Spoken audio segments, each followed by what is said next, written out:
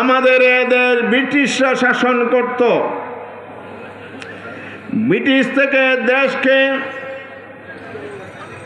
মুক্ত করে স্বাধীন করার জন্য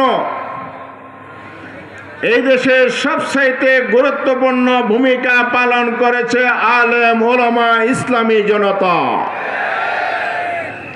যে এখন নিরপেক্ষ অন্তর্বর্তীকালীন সরকার যদি নির্বাচন করে দেয়, তাহলে নিরপেক্ষ নির্বাচন হইলে তো চাঁদাবাজ মস্তানরা জিততে পারবে না।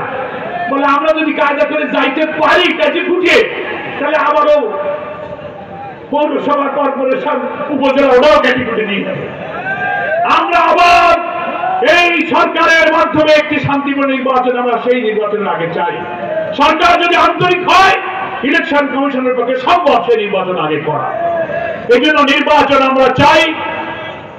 নির্বাচনী ব্যবস্থা সংস্কারের জন্য যতটুকু যৌক্তিক সময়, আপনি সেই সংস্কার করে নির্বাচনের তারিখ ঘোষণা করুন। আর নির্বাচনে বিশৃঙ্খলা, হানাহানি, রক্তারক্তি রোধ করার জন্য ফ্যাসিবাদের মাস্টার মাইন্ড শেখ হাসিনা সহ মানবতা বিরোধী অপরাধের ট্রাইব্যুনালে যাদের মামলা করে বিচারের মুখোমুখি করা হচ্ছে, নির্বাচনের আগে তাদের বিচার এই জাতি দেখতে চায়।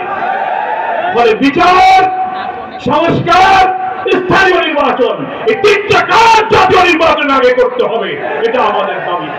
আমার প্রিয় ভাইরা, আর আমাদের প্রিয় জামাত ইসলামীর ভারপ্রাপ্ত সেক্রেটারি জেনারেল একে মাজহারুল ইসলাম এখনো কারাগারে বন্দী আছেন। জানেন, কোন অপরাধ নেই, নির্দোষ, 14 বছর তাকে ফাঁসির ছেলে তিলে তিলে মৃত্যুর দিকে ঠেলে দেওয়া হচ্ছে। আমরা অবিলম্বে, যেহেতু যে সরকার থেকে গ্রেফতার করে মিথ্যা মামলা দিয়েছিল, সেই সরকার তো বাতিল হয়ে প্রত্যাখ্যাত হয়ে পালিয়ে গেছে, ফলে তার কোনো মামলা এখন আর চলতে পারে না। যে সরকার ফ্যাসিস্ট মিথ্যার উপরে দাঁড়িয়েছিল, হাজার ভাইয়ের নামে যত মামলা হয়েছিল, সে মামলাগুলো মিথ্যা, ওই মামলা মিথ্যা সব প্রত্যাহার করে নিঃস্বার্থভাবে রমজানের আগেই আমরা তার মুক্তি দাবি করছি। প্রিয় ভাইরা আমার, আমি কেন্দ্রীয় জামাতের পক্ষ থেকে আপনাদের সকলকে আবারও আন্তরিক ধন্যবাদ জানাই। এই সকালবেলা পবিত্র জুমার দিনে 5টি উপজেলা, 3টি পৌরসভা থেকে হাজার হাজার মানুষ এখানে এসেছেন। এটা একটি ঐতিহাসিক সম্মেলন।